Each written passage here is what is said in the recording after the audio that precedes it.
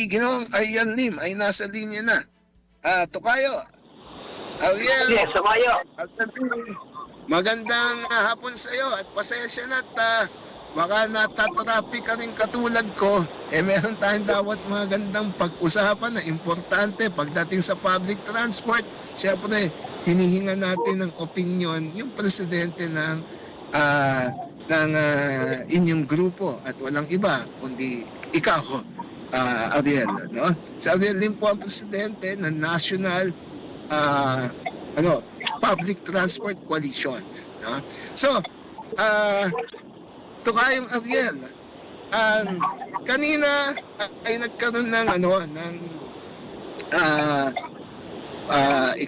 yung postponement ng paglalagay ng cap sa surge na dapat nga ay ngayon, pero nag-anunsyo ang LTFRB na sa 20 na lang, December 20. Ano take ng grupo nyo dito sa mga nangyayari sa TNVS natin? Yeah, magandang hapon. Magandang hapon, Tukayo. Magandang hapon sa lahat na nakikinig din sa inyo dyan sa DWIC. Okay. Tukayo, malinaw ba ako? Malinaw, Tukayo, malinaw. Okay. Yung pagbibigay ng 3 araw na deadline, dahil ang balita ko na nakiusap yata yung isang TNC's company na hindi nila kayang i-adjust kagad at hindi kayang tapusin ngayong araw na to, kaya humingi sila ng 3 araw na palugit.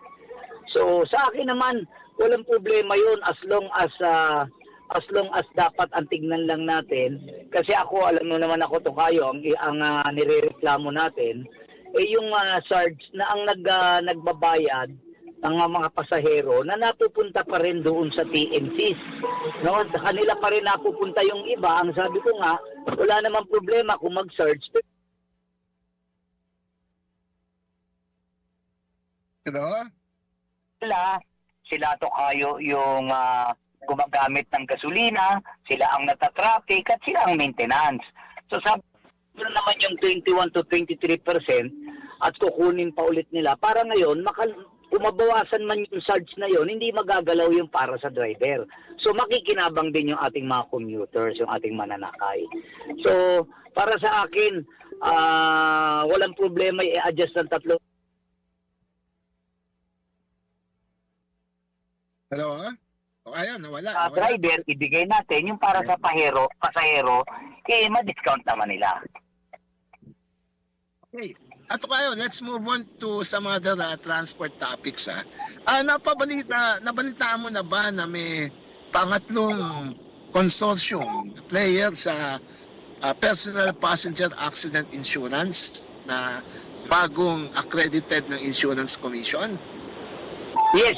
Oo, nabalitaan ko yan 2 weeks ago na mukhang minadali, no? Nagrereklamo yung dalawang consortium, ito yung PAMI at saka yung SCCI. May pumasok na ikatlo, ito yung tinatawag natin na bagong grupo, nakalimutan ko yung kanilang pangalan, PIPAY din ito. Ang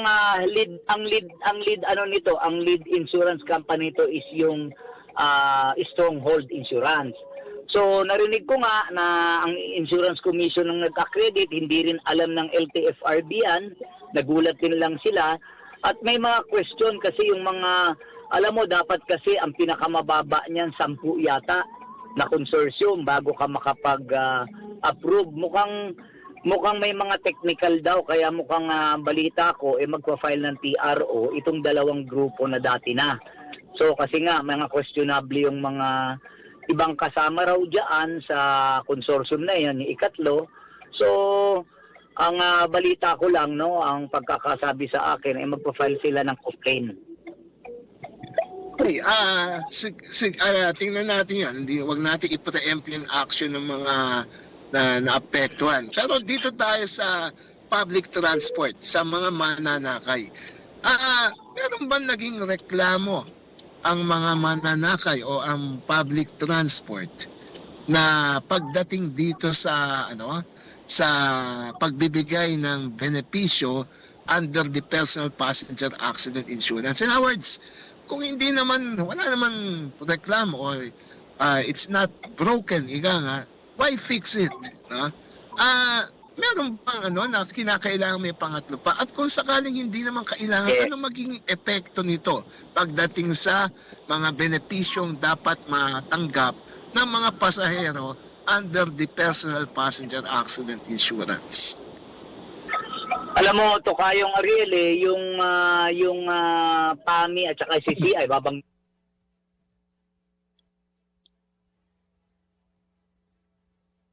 mo even sa part ng mga miyembro natin, di ba? Alam mo naman, dahil ikaw ay kasama rin dito sa National Public Transport Coalition bilang sa commuter group, wala pa namang nakapagreklamo sa atin na sa grupo natin na hindi sila nabayaran o hindi sila naasikaso. Kaya nga nakapagtataka bakit biglang ipinasok yung ikatlo ng mga ganito na pwede namang yung dalawa lang o pwede yung mga iba sumama na lang dun sa dalawang grupo. So, ibig sabihin, walang reklamo, bakit kinakailangan magdagdag, no? At Yes. yun nga, siguro ito ay isang issue na dapat din tutukan dahil it involves not only one department, one agency, Insurance Commission, but it also involves DOTR dahil ang LTFRB ay nasa an agency under DOTR. So let's see, no? Let's see kung anong mangyayari dito. In the meantime, kasama Ariel, nasa iyo ang programa para magpaalala sa ating mga public transport at sa mga pasahero, lalo na ngayong season na alam naman natin, grabe ang traffic, grabe ang pangangailangan sa public transport. So ano ang mga tips at payo ni Ginoong Ariel Lim? Una, Tokayo, gusto ko lang ipaalala yung nangyari kahapon na nagkaroon ng pag-meeting ang Department of Justice at saka ang Department of Transportation through Land Transportation Office and Land Transportation Franchise Regulatory Board regarding sa color room. So, alam natin na sa TNCs napakaraming color room. Isang biktima dyan mismo, sarili kong tao, pamangking ko. So, kaya talagang ako nakikiusap sa ating mga taga-TNCs natin na kung maaari, wag silang pumasok doon sa mga PAPA o tempo, no? No such words as tempo talaga. So, malinaw yan na may sabwatan dyan. Kaya kahapon nga, sinabi ko na hindi naman pwedeng hulihin ninyo yung mga biktima na nauto ng mga iba-ibang grupo na to. Ito ay sindikato, no? At may kasama rito, may kasabwat ditong mga government din, no? Kailangan na talaga imbestigal. Nangako naman yung Department of Justice sa DOTR na talagang isa-sanction nila yung mga mahuhuli. Sabi ko nga, halos alam naman namin lahat sa transport sector kung sino-sino yung mga patong dyan ng mga sindikato na yan. Kaya ang pakiusap ko lang sa ating mga nagko-color room, no, na kung maaari po wag kayong sumama sa ganyan dahil po wala pong puwang yan dahil pag na-aksidente yung pasahero ninyo baka pati kaluluwa ninyo maisanla ninyo, no? Then ang pakiusap ko naman dahil sa ngayon Tokayo, alam natin na Christmas season, itong season na to talagang napaka-traffic. Magbaon po tayo ng mahabang pasensya, no? At rest assured na ang ipinaglalaban po natin sa National Public Transport Coalition sa ating samahan, yung protection po ng ating mga mananakay, protection ng ating ating mga driver at operator. Hindi po ang proteksyon ng mga negosyanteng malalaki. No, kumbaga, para sa akin, tama na yung kumikita ang mga malalaking kumpanya na ito na TNCs, huwag namang kunin pa yung para sa pasahero at saka para sa driver. Yun lang naman ang pakiusap natin.